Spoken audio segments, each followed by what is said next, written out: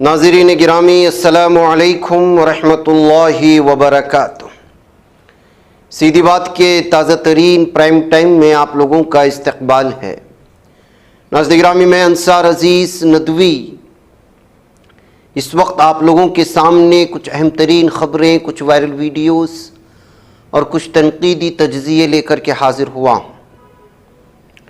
तफसीलात में जाने से पहले आप लोगों को इत्तला कर दूं कि मुश्तरका कुर्बानी का ऐलान आप लोगों के सामने आ चुका है। जिन अहबाब को इसमें हिस्सा लेना है और पहले दिन वाले अहबाब थोड़ा जल्द ही अपना नाम दर्ज करवा लें। नीचे व्हाट्सएप के नंबरात हैं और सारी तफसीलात आप लोगों के सामने हैं, वहाँ पर आपको मज़ीद तफसीलात मिल जाएंगी।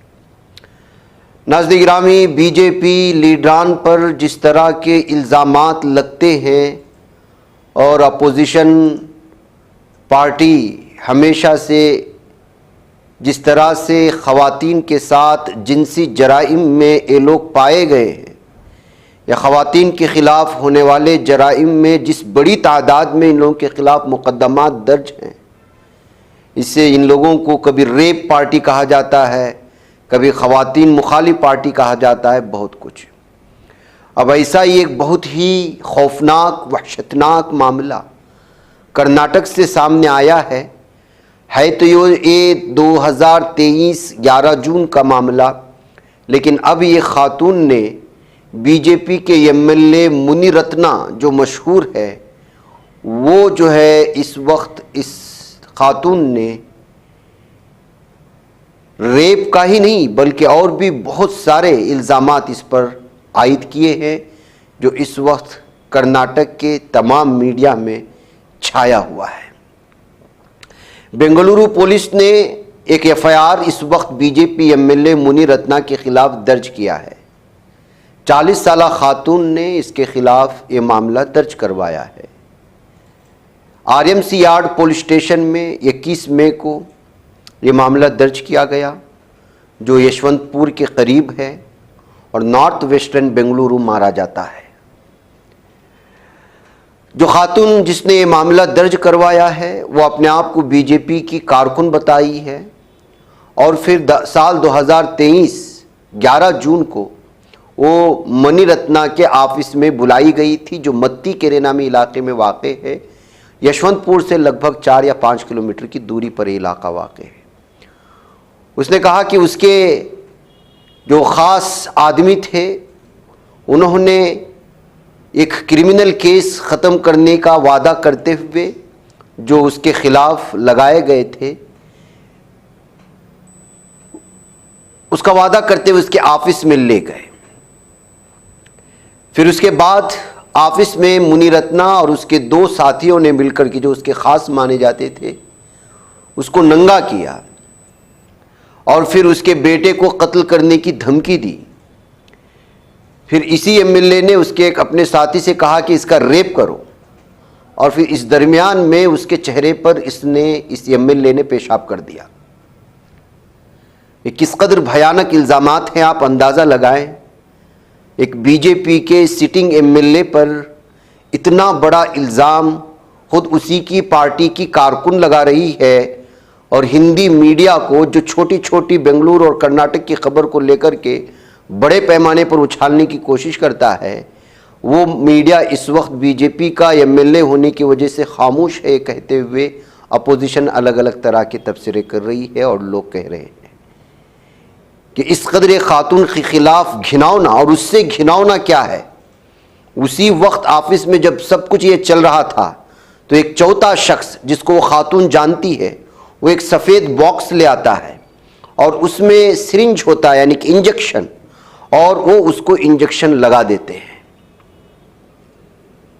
अभी कुछ दिन पहले जनवरी के महीने में ये खातून हॉस्पिटलाइज हो गई थी, तो फिर उसको जो है मुख्तलिफ वायरस उसके जिस्म में होने के सिलसिले में एक चेकअप रिपोर्ट सामने आती है। तो उस खातून, ये मई 19 की बात है, कि बताया जा रहा है कि वो इंजेक्शन जो है, जिसको वो इंजेक्शन लगाए गए थे, उसकी वजह से उसके जिस्म में वो वायरस फैले हैं जिसको मणिरत्ना ने लगाया था उसके दफ्तर में। कितने जराइम हैं नाज़रीन गिरामी, कंटिन्यूसली आप देखें और कोई दूसरी औरत नहीं, खुद बीजेपी की कारकुन रह चुकी एक 40 साला शादीशुदा खातून, जिसके बेटे के कत्ल का धमकी देते हुए एक सिटिंग बीजेपी एमएलए इस कदर उस पर जुल्म सितम करता है। ये खातून इस सिलसिले में मामला दर्ज करवाती है और कर्नाटक के कन्नड़ अखबारात और अंग्रेज़ी अखबारात उसको बड़े पैमाने पर लेते हैं। हिंदी मीडिया को सूंघ जाता है सांप, क्योंकि उसका ताल्लुक बीजेपी से है और मरकज़ी हुकूमत से डरी हुई मीडिया इस पर अभी कोई भी किसी भी तरह का तबसरा करते हुए इस सिलसिले में कोई बहस करने को तैयार नहीं। बहर का नाज़रीन गिरामी, आइए देखिए किस किस तरह की खबरें आती हैं और क्या कुछ है। एक दूल्हे को शादी से पहले पुलिस आके गिरफ्तार कर ली जाती है और वजह दुल्हन के गले में उसने जो सोना डाला है वो चोरी का है, और चोरी भी कहाँ करता है? अपने ही मालिकान के घर में।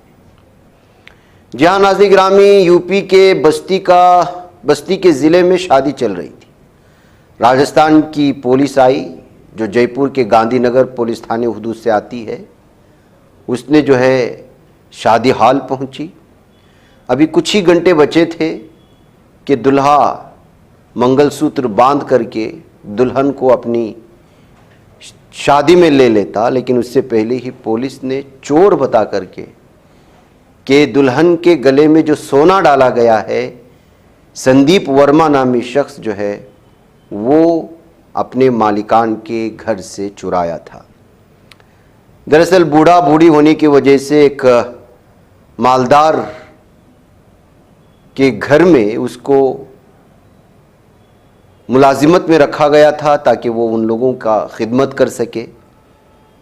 खिदमत करते करते इसने वहाँ उसके घर में मौजूद सोने के जेवरात को लेकर के चोरी करके फरार हो गया था, जिसका मामला दर्ज कर लिया गया था जयपुर में।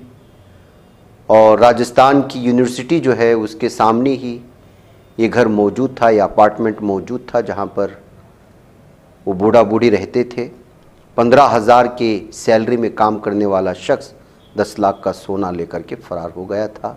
अप्रैल 12 को ये मामला दर्ज कर लिया गया था। फिर उसके बाद पता चला कि चोरी किए हुए सोने से चोर शादी रचा रहा है। संदीप वर्मा आखिरकार पुलिस की गिरफ्त में आ गया। छत्तीसगढ़ में नाज़रीन गिरामी, पुलिसों को बहुत बड़ी कामयाबी मिली है। सर्च ऑपरेशन के दौरान 1 करोड़ का इनामी नक्सली समेत 30 नक्सलियों को ढेर कर दिए जाने की खबरें आ रही हैं और ये एक बहुत बड़ी कार्रवाई बताई जा रही है। इस तसादुम में एक पुलिस नौजवान के जांबाक होने की खबरें भी आ रही हैं। तसादुम अबू झम्माड़ के जाटलूर इलाके में चल रहा है। सलामती दस्तों ने अब तक इस कार्रवाई में बड़ी कामयाबी हासिल की।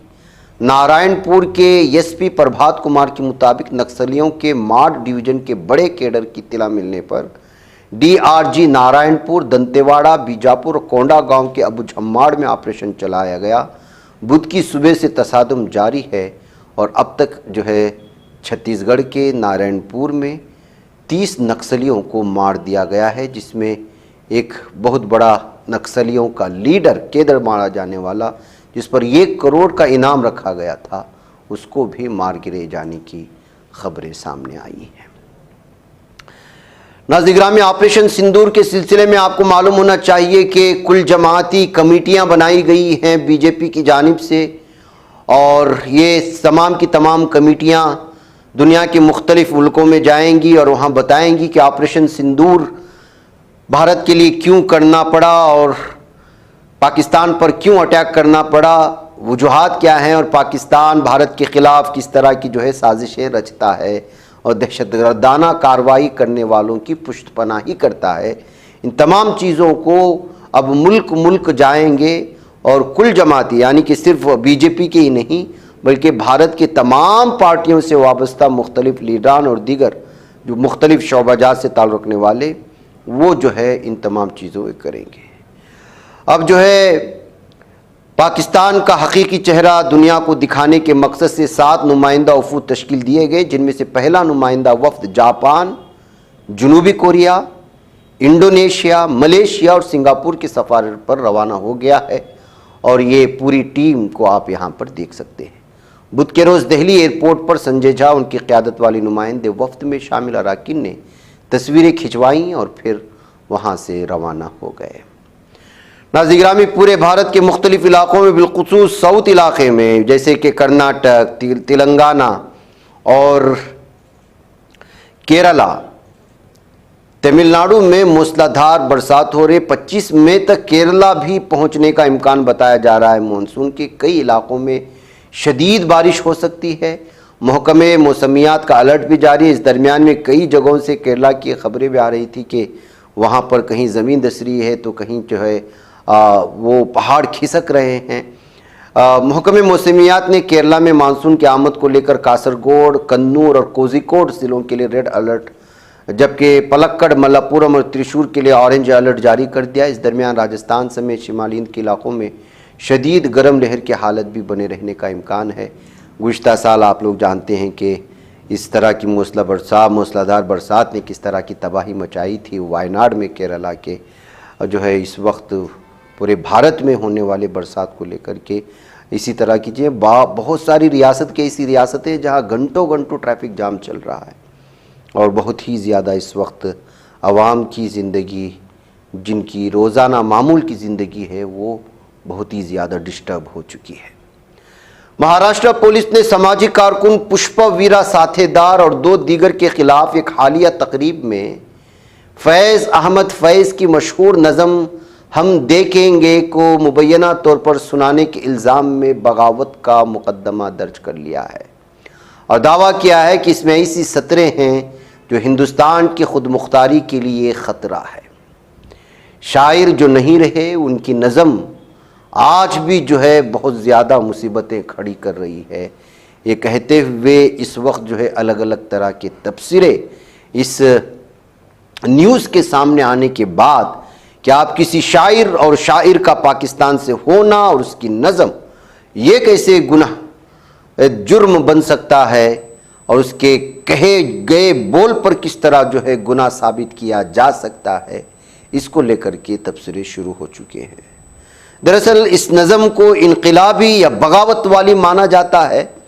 उसके बोल में भी कुछ इस तरह की चीज़ें हैं, लेकिन वो किसी ख़ास मकसद से बोले गए थे।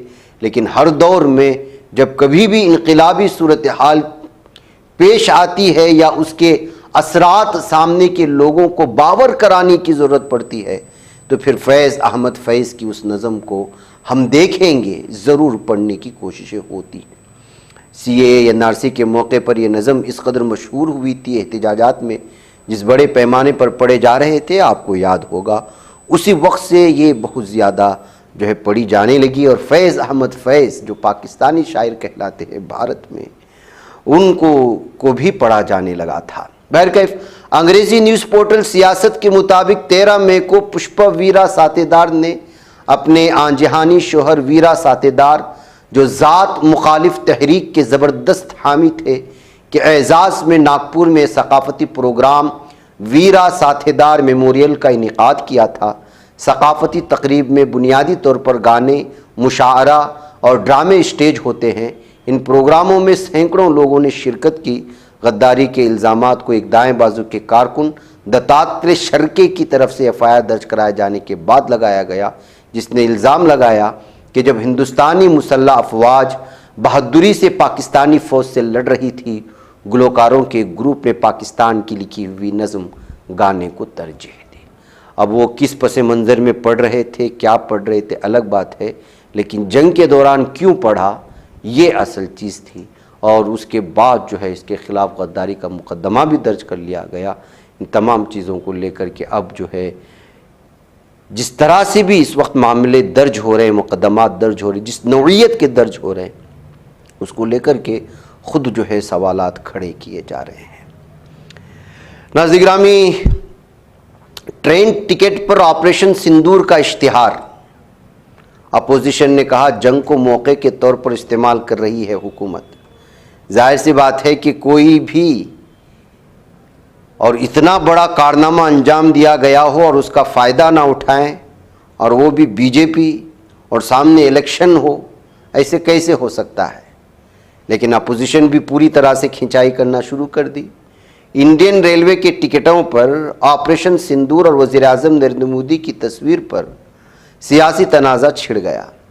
ऐसा लगता है कि कम से कम सरकारी इश्तिहारात के लिए एक न्यू नॉर्मल बन गया है। भारतीय जनता पार्टी की क़यादत वाली कौमी जमहूरी इत्तेहाद हुकूमत ने ऑपरेशन सिंदूर को मुश्तहिर करने के लिए एक नया तरीक़ा तलाश किया। इस नए प्रोपेगेंडे से गैर मुतमईन हिज़्ब इख्तिलाफ की जमातों ने उसे इंतखाबी फ़ायदे के लिए फ़ौजी ऑपरेशन की खुल्लम खुल्ला सियासत करने से ताबीर करते हुए उसकी मजम्मत की। कई सोशल मीडिया सारिफिन ने इसे तनकीद का निशाना भी बनाया। सोशल मीडिया पर शेयर और एक मुबैना इश्तिहार में नरेंद्र मोदी की तस्वीर के साथ लिखा, ऑपरेशन सिंदूर ने दहशतगर्दी के ख़िलाफ़ जंग में एक नई लकीर खींच दी है, एक नया पैमाना न्यू नॉर्मल तय कर दिया है। बैकफ नाज़िर ग्रामी हुब्बुल वतनी आजकल किस चीज़ को कहते हैं वो भी आप लोग जानते हैं। अगर आप जो है हकीकत भी बयान करते हैं मरकज़ी हुकूमत के ख़िलाफ़, वो सही भी हो तो गलत माना जाता है। और ऐसे कई लोग अभी भी जेल की सलाखों के पीछे हैं और गुज़िश्ता 15 दिन की कार्रवाई और मुक़दमात जो दर्ज कर लिए गए हैं कुछ सही हैं और कुछ कहा जा रहा है कि वो मरकज़ी हुकूमत की तनक़ीद करने की वजह से। गुज़िश्ता चंद बरसों में शिकायत लोकपाल तक पहुँची है कि बदउनवानी की वजह से हुकूमत हिंद की मिल्कियत Steel Authority of Limited SAIL को करोड़ों रुपए का नुकसान हुआ है। ऐसे कुछ मामलों में सेंट्रल विजिलेंस कमीशन CVC से इब्तिदाई तहकीकात करवाने के बाद लोकपाल ने इस मामले को CBI को सौंप दिए और कुछ मामलों को लोकपाल ने बराह रास्त CBI को दे दिया। जुलाई 2023 में CVC के ज़रिए लोकपाल को पेश की गई इब्तिदाई तहकीकात और अक्टूबर 2024 में CBI की तरफ से दर्ज FIR में एक ऐसी कंपनी का नाम लिया गया है जो BJP को चंदा देती आई है। ये कंपनी है एप्को इंफ्राटेक प्राइवेट लिमिटेड। इसकी वेबसाइट कहती है एप्को वज़ीर-ए-आज़म नरेंद्र मोदी के $5 ट्रिलियन की मईशत वाले हिंदुस्तान के ख्वाब को पूरा करने में अहम शिराकतदारों में से एक है। इलेक्शन कमीशन की जानिब से 14 मार्च 2025 को शाये करदा डेटा के मुताबिक इस कंपनी ने 15 जनवरी 2020 से 12 अक्टूबर 2023 के दरमियान 30 करोड़ रुपए के इलेक्टोरल बॉन्ड खरीदे थे और उन सबको बीजेपी ने कैश कराया था। यानी कि जो कंपनी सेल के स्टील घोटाले में जो आया है 30 करोड़ का चंदा बीजेपी को दिया था, उसने घोटाला किया है। अब घोटाले में जाहिर सी बात है कि आवाम का पैसा तो लूटा होगा। तो लिखने वाले ने लिखा कि 30 करोड़ रुपए जो बीजेपी को इस कंपनी ने दिया है, क्या बीजेपी वो पैसे वापस लौटा करके जो घोटाला आवाम से किया गया उनको वापस देकर के इंसाफ करेगी या खुद अपने पास रखेगी। अमेरिकी न्यूज़ चैनल CNN ने मंगल के रोज़ अमेरिकी ज़राए के हवाले से बताया है कि नई खुफिया मालूमात से मालूम हुआ है कि इसराइल ईरान की जौहरी तंसीबात पर हमले की तैयारी कर रहा है। ये बात मारूफ बरतानवी खबर रसा एजेंसी के हवाले से बताई गई। चैनल ने अमरीकी हुक्काम के हवाले से मजीद बताया कि वाज़ेह नहीं कि आया इसराइल क़यादत इस हमले के बारे में कोई हतमी फ़ैसला कर लिया है या नहीं। एक इसराइली ज़राए ने CNN को बताया कि इसराइल ईरान के साथ किसी नाक़िस मुआहदे को कबूल नहीं करेगा और ये कि इसराइल तने तनहा ईरान पर हमले की तैयारी कर रहा है।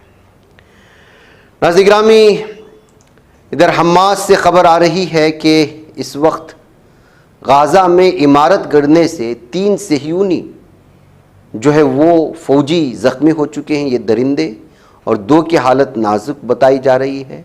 बमबारी की वजह से इमारत कमज़ोर थी, इसी इमारत के पास पहुँचे हुए थे ये सह्यूनी दरिंदे और इमारत नीचे गिरी तो ये लोग बुरी तरह से ज़ख्मी हुए। एक इमारत की छत पर ये इसराइली फ़ौजियों पर आ गिरी है।